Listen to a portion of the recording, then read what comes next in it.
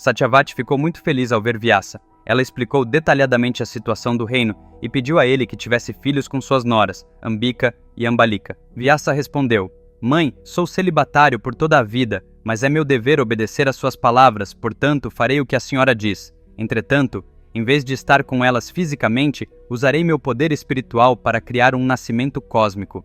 Ele então desenhou 2 círculos opostos e sentou-se em um, instruindo Ambika a sentar-se no outro. Quando ele começou a canalizar sua energia espiritual para criar o nascimento cósmico, sua aparência se tornou feroz, como o corpo coberto de pelos, pois ele geralmente vivia na floresta. Ao ver essa forma aterrorizante, Ambika fechou os olhos com medo.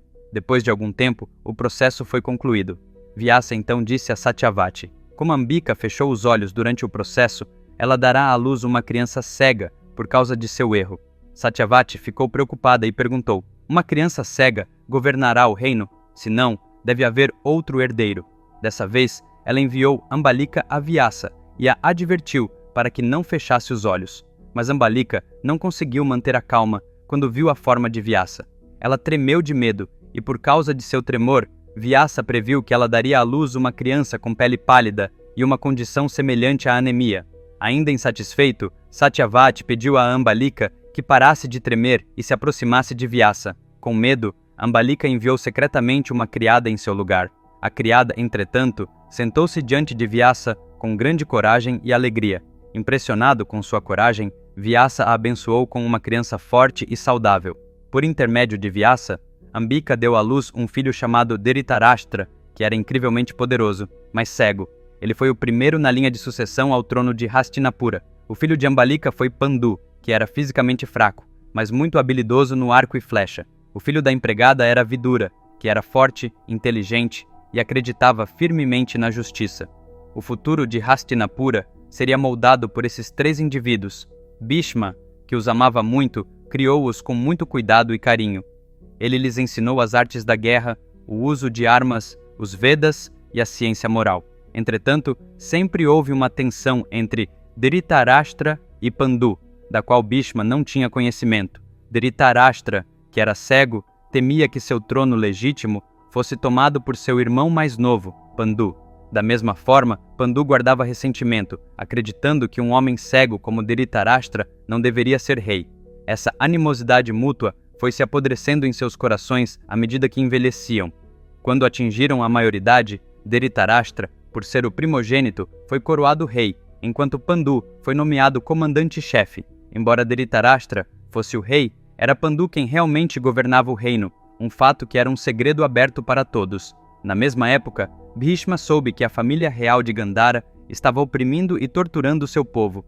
Gandhara, que corresponde ao atual Afeganistão, era governada por um rei tirano. Ao saber disso, Bhishma travou uma guerra contra Gandhara, derrotou o rei, capturou-o e a seus 100 filhos e os levou de volta a Hastinapura como prisioneiros de guerra. De acordo com as regras de guerra, os prisioneiros não deveriam ser mortos nem passar fome.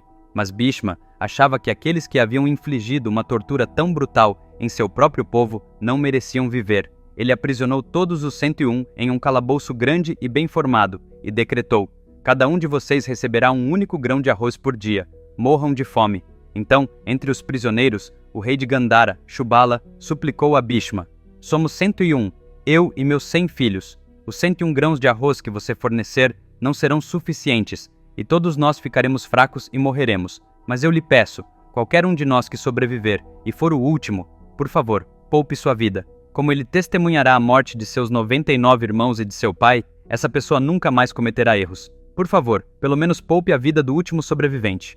Bhishma, movido por esse apelo, concordou com a solicitação. Esse foi o maior erro de Bhishma. Esse pequeno ato de misericórdia levou à guerra de Kurukshetra no Mahabharata. Ao demonstrar misericórdia para com o inimigo, Bhishma quebrou a regra de que nunca se deve demonstrar misericórdia para com o inimigo em nenhuma circunstância.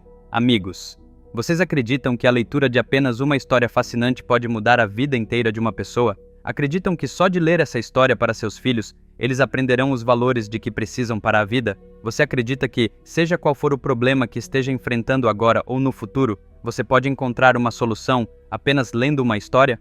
Sim, isso é possível. Somente com o maior épico já contado na história da humanidade, o Mahabharata. Essa história é 100 vezes mais poderosa do que qualquer filme de sucesso de bilheteria. É um desafio. A história completa do Mahabharata, escrita nas palavras de Vikramaditya, está disponível em 2 volumes em formato de livro e e-book na Amazon e em 43 outras lojas online. Esse livro está disponível em 54 idiomas em todo o mundo. Os links são fornecidos na descrição abaixo deste vídeo. Encomende-o agora, pois ele não é apenas um livro, é uma biblioteca de sabedoria para a sua vida. Naquela noite, os soldados deram a cada um dos 101 prisioneiros um único grão de arroz. O rei Shubala de Gandhara chamou seus 100 filhos e disse: "Meus filhos, nós atormentamos o povo e agora Bhishma pretende nos matar de uma forma ainda mais cruel, deixando-nos morrer lentamente de fome. Mas ele prometeu poupar o último de nós que ainda estiver vivo. Esse último sobrevivente deve ser o mais sábio entre nós. Ele será o responsável pela destruição completa da família e do reino de Bhishma. Aqueles que desejam nos ver sofrer e morrer de fome devem enfrentar dificuldades maiores do que qualquer outra na história.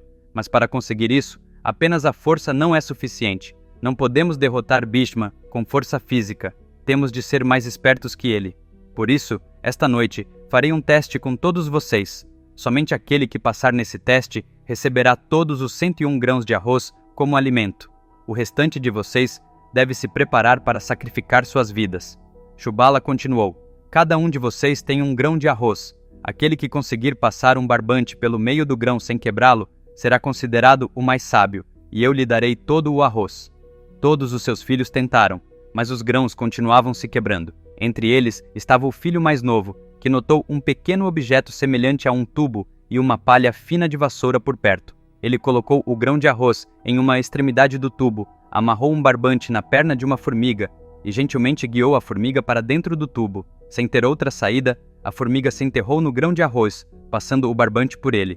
O grão permaneceu intacto. O jovem príncipe então mostrou o grão enfiado ao seu pai.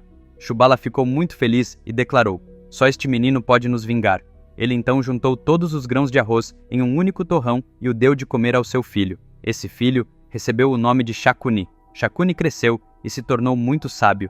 Ele conseguia identificar os pontos fortes e fracos de uma pessoa só de olhar para ela. Com seu discurso calmo e persuasivo, ele conseguia fazer com que qualquer pessoa se submetesse à sua vontade. Em poucas semanas, um a um, os 99 irmãos de Shakuni morreram. Por fim, restaram apenas Shakuni e seu pai, o rei Shubala. Shubala chamou seu filho e disse: "Shakuni, vimos nossos 99 parentes morrerem diante de nossos olhos. Ninguém que seja responsável por nossas mortes deve ter permissão para viver. Eu também morrerei em breve, e você será o último de nós. Mas o tempo tem uma maneira de curar até mesmo as feridas mais profundas. Depois de serem libertados e retornarem ao nosso reino, o conforto e as alegrias que experimentarem poderão fazer com que esqueçam nossa vingança. Se isso acontecer, nossas mortes serão em vão. Portanto, tomei uma decisão." Shubala agarrou a perna de Shakuni, olhou para ele com um sorriso e, de repente, com um movimento rápido, arrancou a perna de Shakuni perto do joelho. Enquanto Shakuni gritava de dor, Shubala disse: "Ao quebrar sua perna, eu o tornei aleijado. A partir de hoje, você caminhará mancando. Cada passo que der será um lembrete constante de nossa vingança. Eu também morrerei hoje. Depois que eu morrer, pegue o osso de minha coxa direita, moa-o contra uma pedra e use-o para fazer dados. Esses dados conterão meu poder e qualquer que seja o número que você queira rolar, os dados obedecerão à sua vontade." Depois de dar essas instruções, Shubala morreu. Shakuni, cheio de tristeza e raiva, pegou o osso da coxa de seu pai e, perdido em pensamentos profundos, começou a moê-lo contra uma pedra. Ele decidiu: agir de forma precipitada levará ao fracasso. Devo aguardar até que a oportunidade apareça.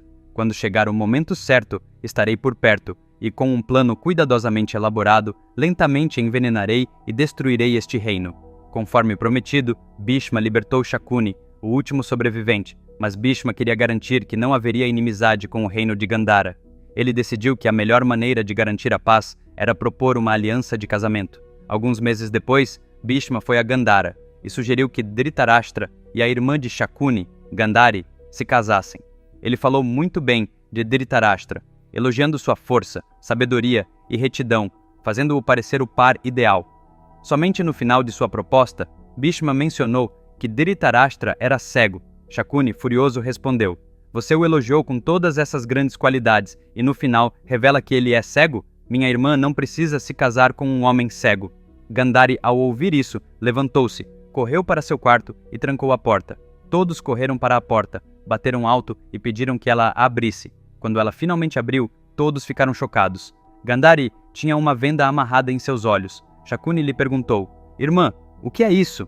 Gandhari respondeu: Irmão, quando Bhishma falou sobre as virtudes do meu futuro marido, eu já o havia aceitado como meu marido em meu coração. Mesmo antes de saber que ele era cego, eu já havia decidido que ele seria meu marido. Sua falta de visão é uma pequena falha em um grande homem. Ninguém neste mundo é isento de falhas. Se meu marido não pode ver o mundo, então eu não quero vê-lo. Esta venda é um símbolo do meu amor por ele. Com essas palavras, ela se juntou a Bhishma e partiu para Hastinapura. O ódio de Shakuni só aumentou. Ele decidiu esperar a oportunidade certa para se vingar. Amigos, o próximo episódio levará a história para o próximo nível. Não percam, voltaremos no mesmo horário no próximo sábado. Se você ainda não encomendou meu livro Mahabharata, faça-o agora. Os links estão na descrição abaixo deste vídeo. Além disso, se você ainda não se inscreveu no meu canal, faça isso imediatamente. Até lá, fiquem bem. Tchau, tchau.